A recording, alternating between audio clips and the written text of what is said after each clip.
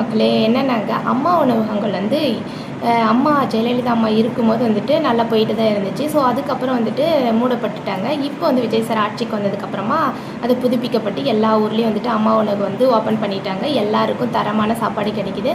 இந்த சமயத்தில் வந்துட்டு நிறைய கருத்துக்கள் எடுத்து முன் வைக்கிறீங்க. இப்போ ஏன் விஜய் சார் ஃபோட்டோ வச்சுருக்கீங்க, முதலமைச்சர் விஜய் சார் ஃபோட்டோ வச்சுருக்கீங்க, ஜெயலலிதா அம்மா ஃபோட்டோ வச்சா தான் கரெக்டாக இருக்கும், இதுன்னு சொல்லிட்டு அது அம்மா ஸ்டார்ட் பண்ண உணவகம், நீங்கள் வந்து என்னவோ புதுசாக ஸ்டார்ட் பண்ண மாதிரி பேசுகிறீங்க, அப்படி இப்படின்னு வந்துட்டு நிறைய பேர் சொல்கிறீங்க.